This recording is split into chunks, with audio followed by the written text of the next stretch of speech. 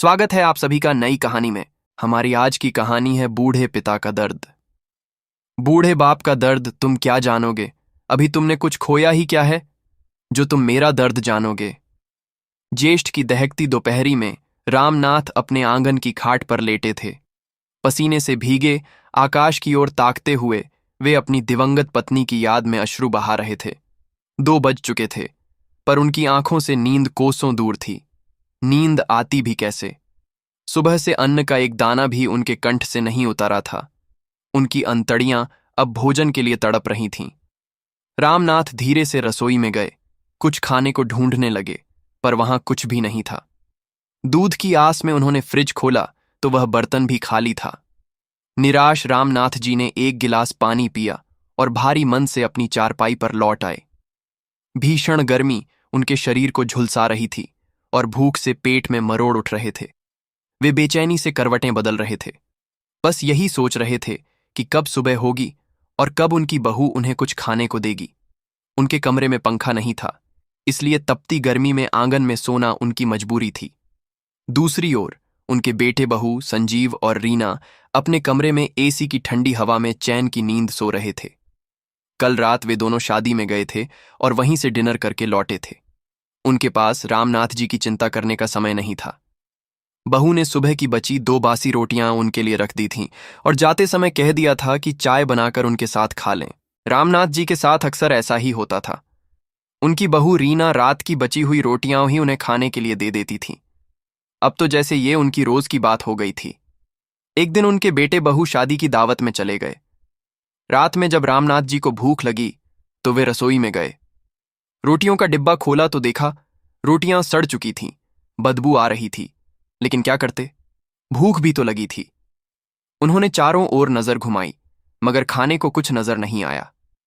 रात के लगभग 12 बज रहे थे जब उनके बेटे बहू शादी से वापस आए, लेकिन रामनाथ जी इतने थके हुए और भूखे थे कि उनमें इतनी हिम्मत नहीं बची थी कि वे अपनी बहू से इस वक्त खाना बनाने को कहें। इसलिए वे चुपचाप अपनी चारपाई पर लेट गए और बेटा बहू अपने कमरे में सोने चले गए।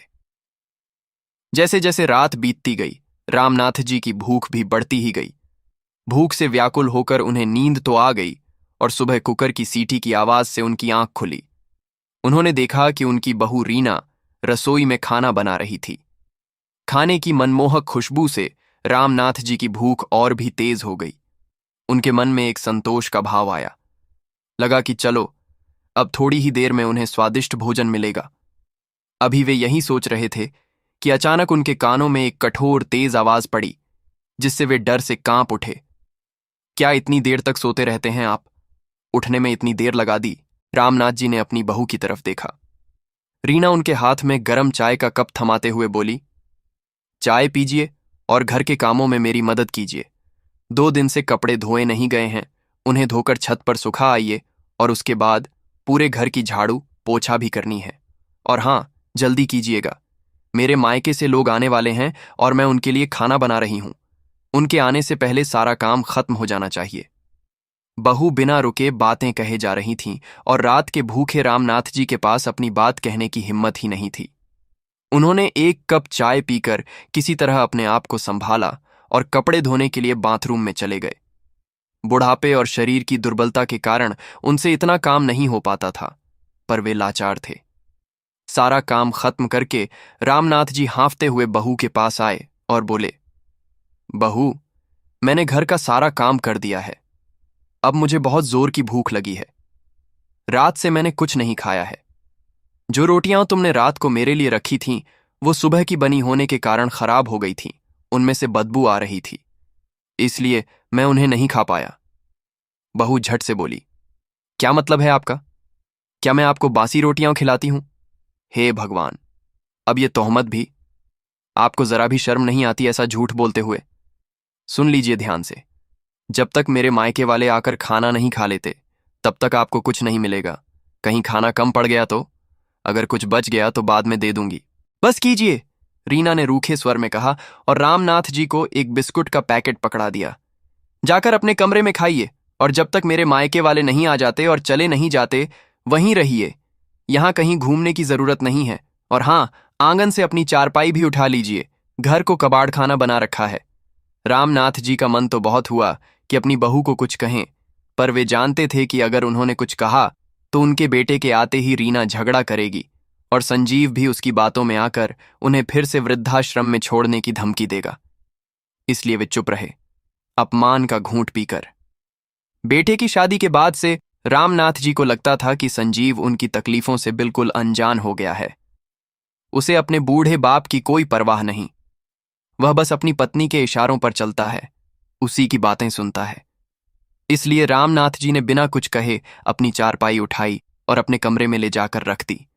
वहां बैठकर वे सोचने लगे कि उन्होंने कितने मंदिरों में जाकर माथा टेका था, कितनी मन्नतें मांगी थीं, तब कहीं जाकर उन्हें संजीव जैसा बेटा मिला था।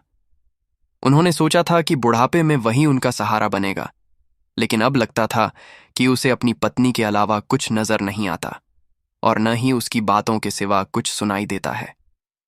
कभी फुर्सत निकालकर मेरे पास बैठकर ये भी नहीं पूछता कि बाबूजी कैसे हैं आप, कुछ खाया या नहीं।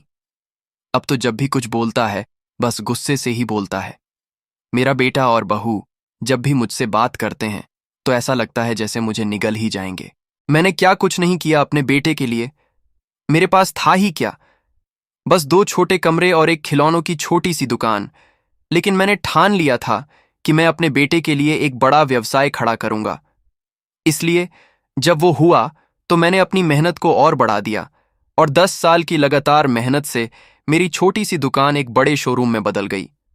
मैंने उसके लिए एक आलीशान घर बनवाया, उसे व्यापार करना सिखाया, हर एक बात समझाई, जिसकी वजह से आज संजीव एक सफल व्यापारी बन गया है। फिर मैंने उसकी पसंद की लड़की से उसकी शादी भी करवा दी और बहू घर में आ गई। सब कुछ कितना खुशहाल था। मेरी शारदा भी तो मेरे साथ थी। लेकिन वक्त का पहिया घूमा और उसे बुखार हो गया। मैंने हर मुमकिन कोशिश की, पर मेरी शारदा मुझे हमेशा के लिए अकेला छोड़कर चली गई। शारदा के होते हुए इस घर की हर चीज मेरे हिसाब से चलती थी। बेटा बहू दोनों मेरी कितनी मानते थे, कभी कोई तकलीफ नहीं हुई। मैं अपनी दुकान देखता था और मेरी पत्नी अपनी बहू के साथ घर का सारा काम संभालती थी। लेकिन शारदा के जाते ही मेरी जिंदगी जैसे तबाह हो गई। मैं अपने बेटे बहू के लिए एक बोझ बन गया। धीरे धीरे मेरे बेटे ने दुकान पर अपना अधिकार जमा लिया और मेरी बहू ने पूरे घर पर। मुझे घर के एक कोने में एक कमरे तक सीमित कर दिया गया। अपने ही घर में मैं अपनी मर्जी से कहीं भी आ जा नहीं सकता। अभी कुछ दिन पहले जब मेरी तबीयत थोड़ी नासाज हुई तो मेरे बेटे ने मुझे दुकान पर बैठने से भी मना कर दिया। कहने लगा, आप बूढ़े हो गए हैं, अगर आपकी तबीयत खराब हो गई तो कौन देखेगा? अब आप दुकान की फिक्र मत कीजिए, मैं सब कुछ संभाल लूंगा। और इस तरह उसने दुकान पर अपना अधिकार जमा लिया। रामनाथ जी सोचते थे कि अगर उनके पास कुछ पैसे होते तो वे बाहर से ही कुछ खा लेते, पर उनका बेटा उन्हें 1 रुपया भी नहीं देता था और बहू भी कुछ खाने को नहीं देती थी। इन सब बातों के बारे में सोच सोचकर रामनाथ जी बिलख बिलख कर रोने लगे। उनकी पत्नी शारदा के गुजरने के बाद 10 साल हो गए थे और इन सालों में उनके बेटे और बहू का व्यवहार उनके प्रति और भी बुरा होता गया था। अब तो उनके लिए 2 वक्त की रोटी का जुगाड़ करना भी मुश्किल हो गया था। उनके बेटे ने उन्हें बुजुर्ग बताकर दुकान पर आने से मना कर दिया, पर उनकी बहू ने उनसे घर के सारे काम करवाने शुरू कर दिए।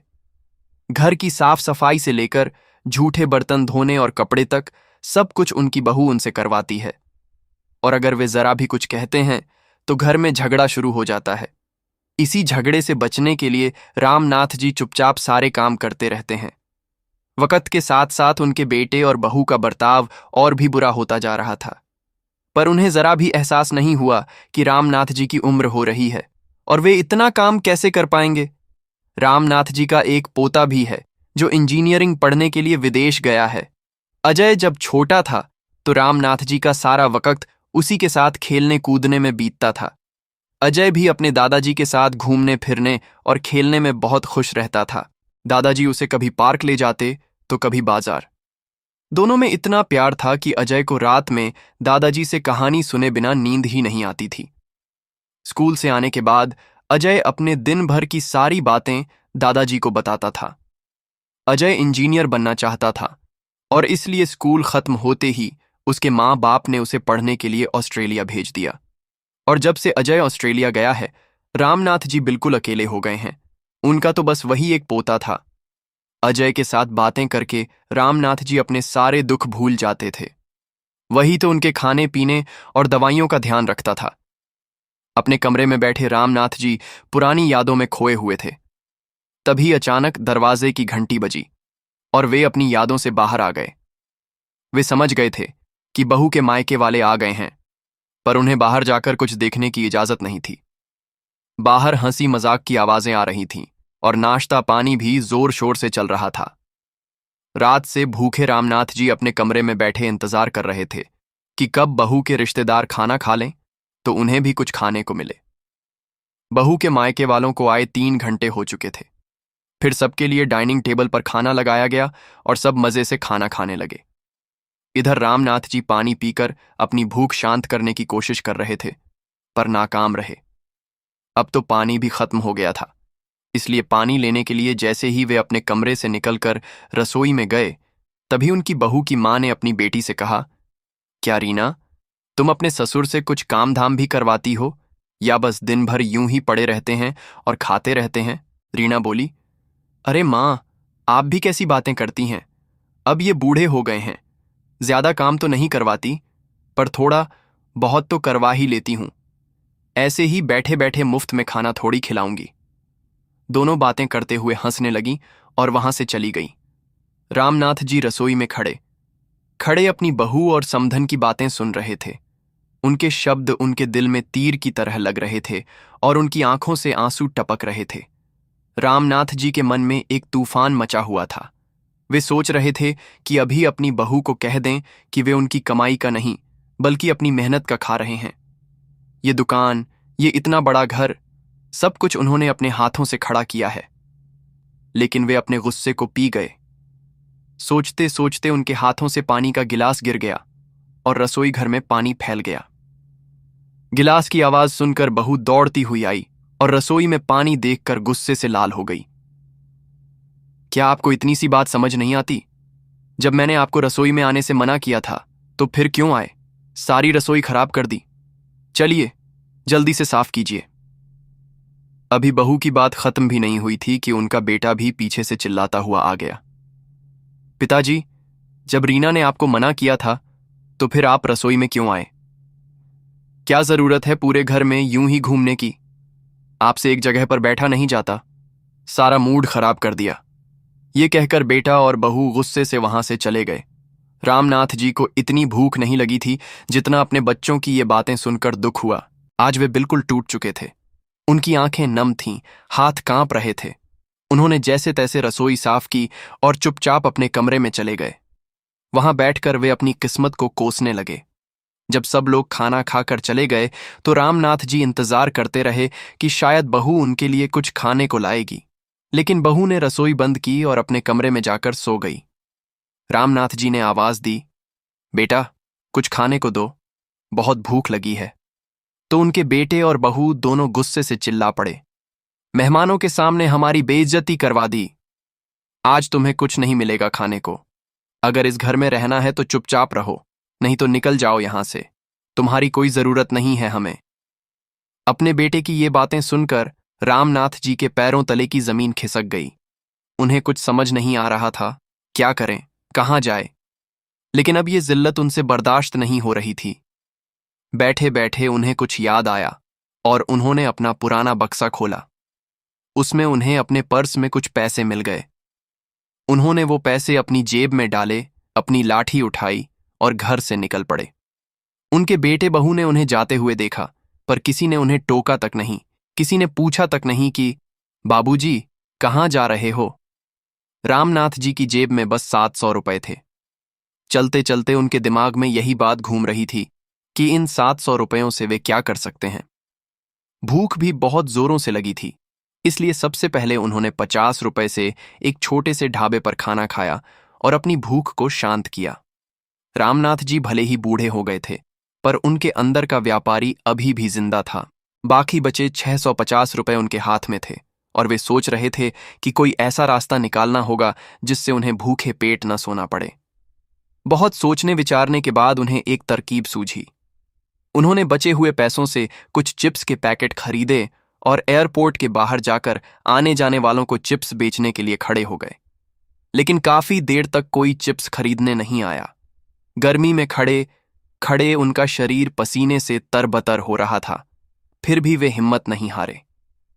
धीरे धीरे उनके चिप्स के पैकेट बिकने लगे और शाम तक उनके सारे चिप्स के पैकेट बिक गए। उन्हें 150 रुपए का मुनाफा भी हुआ।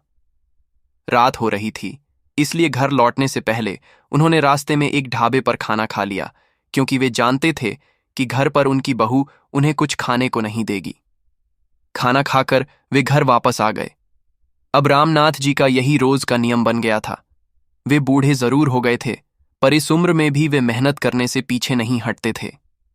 हर सुबह घर के सारे काम निपटाने के बाद रामनाथ जी चिप्स के पैकेट लेकर एयरपोर्ट के बाहर जाकर खड़े हो जाते, और उनके बेटे बहू तो उनसे बात तक नहीं करते थे। इसीलिए उनके बेटे बहू भी कभी उनसे नहीं पूछते थे कि वे इतने समय के लिए कहाँ गायब हो जाते हैं।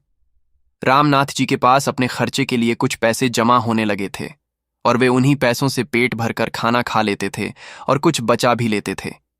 अब उन्हें किसी चीज के लिए अपने बेटे बहू के सामने हाथ नहीं फैलाना पड़ता था।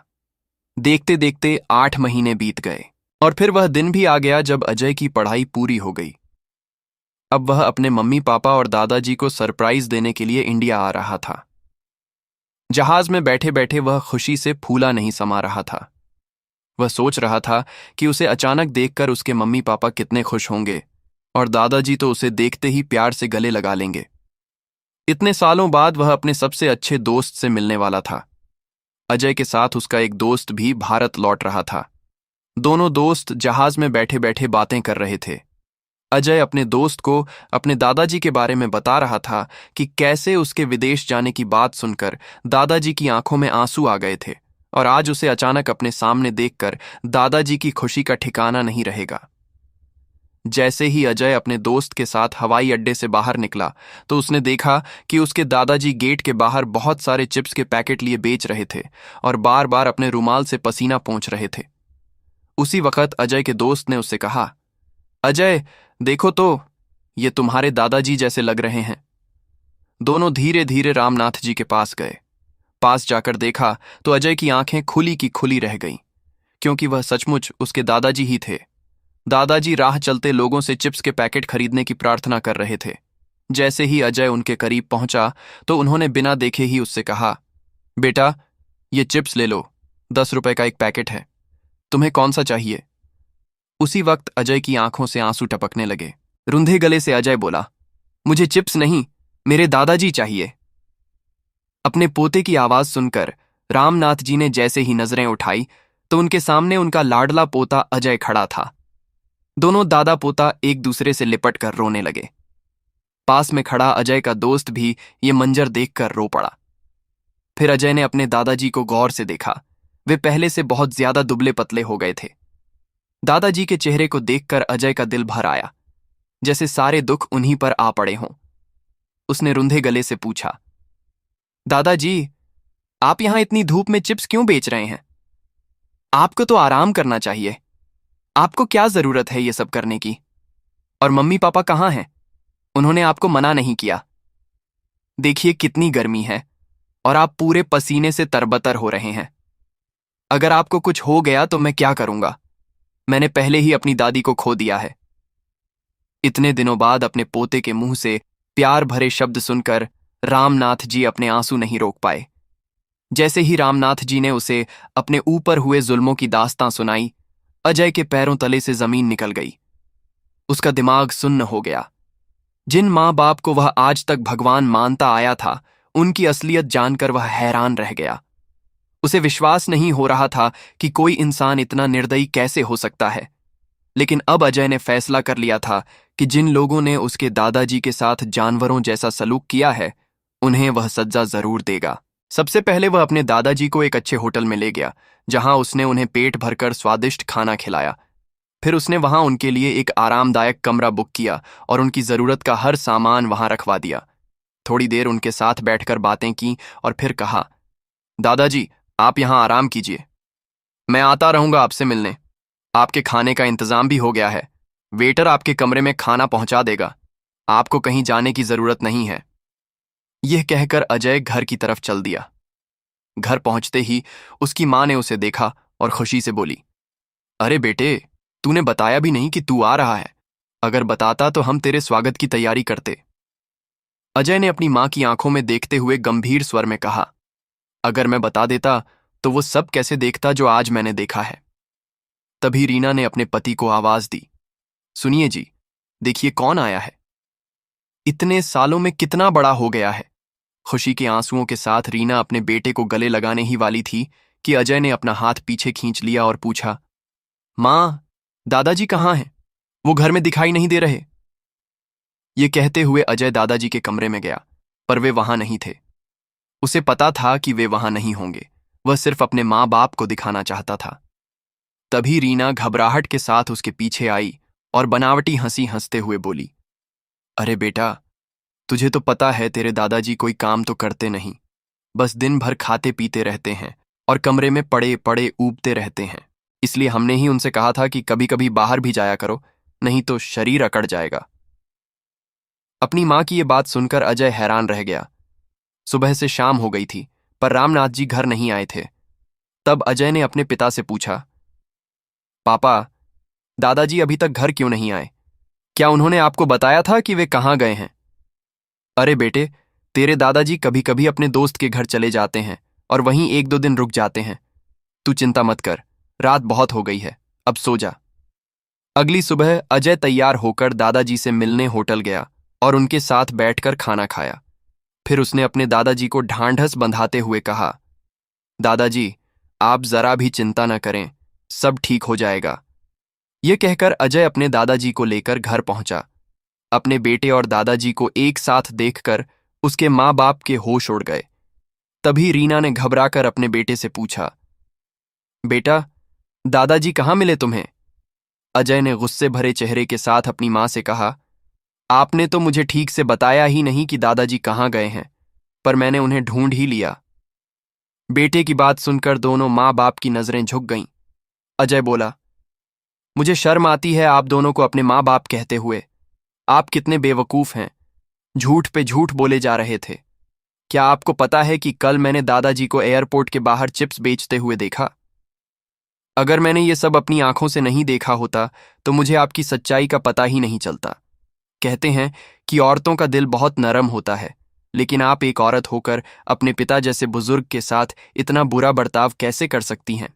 और पापा, आप अपने पिता को इतनी तकलीफ देकर आपको नरक में भी जगह नहीं मिलेगी। एक बेटे होकर आप अपने बूढ़े पिता का दर्द नहीं समझ पाए। अगर कल को मैं भी आप दोनों के साथ ऐसा ही करूं तो आपको कैसा लगेगा?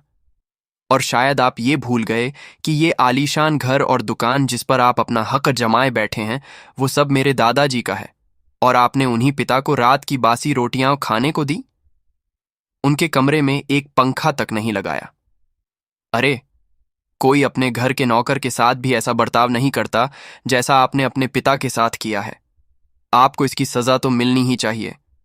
उसी वक्त पुलिस इंस्पेक्टर घर पर आ गए। अजय ने कहा, हमने आपको यहां आने से पहले ही पुलिस स्टेशन में आपके खिलाफ रिपोर्ट दर्ज करा दी थी। इंस्पेक्टर को देखते ही संजीव और रीना अपने पिता के सामने गिड़गिड़ाने लगे। हमें माफ कर दीजिए बाबूजी, हमसे बहुत बड़ी गलती हो गई, अब ऐसा कभी नहीं होगा। उसी वक्त एक जोरदार थप्पड़ की आवाज आई और संजीव अपने गाल पर पड़े तमाचे से नीचे गिर गया। तब रामनाथ जी बोले, ऐसी औलाद होने से तो अच्छा है कि औलाद ही ना हो। इन दोनों को ले जाइए, रामनाथ जी ने कहा। अपने पिता के मुंह से यह सुनकर संजीव और रीना माफी मांगने लगे। जैसे ही पुलिस वाले उन्हें पकड़कर ले जाने लगे, रामनाथ जी ने अपने पोते अजय की आंखों में आंसू देखे। उन्होंने तुरंत कहा, इंस्पेक्टर साहब, मैं अपनी शिकायत वापस लेता हूं, इन्हें छोड़ दीजिए। इंस्पेक्टर ने संजीव और रीना को चेतावनी दी, हर किसी को बुढ़ापे से गुजरना होता है। आज तुम्हारे पिताजी बूढ़े हैं, कल तुम भी बूढ़े होंगे और जैसा करोगे वैसा ही पाओगे। इसे हमेशा याद रखना। इतना कहकर इंस्पेक्टर चले गए और अजय अपने दादाजी से लिपट गया। उस दिन के बाद से संजीव और रीना अपने पिता का बहुत ध्यान रखने लगे। वे उनकी हर छोटी छोटी चीजों का ध्यान रख रहे थे और उनके खाने पीने का भी खास ख्याल रख रहे थे। अब रामनाथ जी अपने घर में खुशी से रहते थे और हर पल अपने पोते को दिल से आशीर्वाद देते थे। यह कहानी हमें सिखाती है कि हमें अपने बुजुर्गों के साथ हमेशा अच्छा व्यवहार करना चाहिए। हमें उन्हें कभी भी अकेला नहीं छोड़ना चाहिए और उनकी ज़रूरतों का हमेशा ध्यान रखना चाहिए। हमें यह भी याद रखना चाहिए कि वे हमारे लिए कितने महत्वपूर्ण हैं और उन्होंने हमारे लिए कितना कुछ किया है। किसी ने सही कहा है, बूढ़े बाप का दर्द तुम क्या जानोगे, अभी तुमने कुछ खोया ही क्या है जो तुम मेरा दर्द जानोगे। अभी तो तुम जवान हुए हो, खून गर्म है तुम्हारा, हर मसले को हल करना ख्वाब है तुम्हारा। शायद बल नहीं मुझ में तुम्हारे जितना, लेकिन मेरी हिम्मत को तुम ना आंक पाओगे। अभी तुमने कुछ खोया ही क्या है जो तुम मेरा दर्द जानोगे। यह कहानी एक काल्पनिक कहानी है, लेकिन यह समाज में बुजुर्गों के साथ होने वाले बुरे व्यवहार को दर्शाती है। हमें इस कहानी से सीख लेनी चाहिए और अपने बुजुर्गों के साथ हमेशा अच्छा व्यवहार करना चाहिए। तो दोस्तों, आपको ये कहानी कैसी लगी? लाइक और कमेंट करके हमें ज़रूर बताएं और चैनल को सब्सक्राइब करना बिल्कुल न भूलें। मिलते हैं एक नई कहानी के साथ। आपका बहुत बहुत धन्यवाद।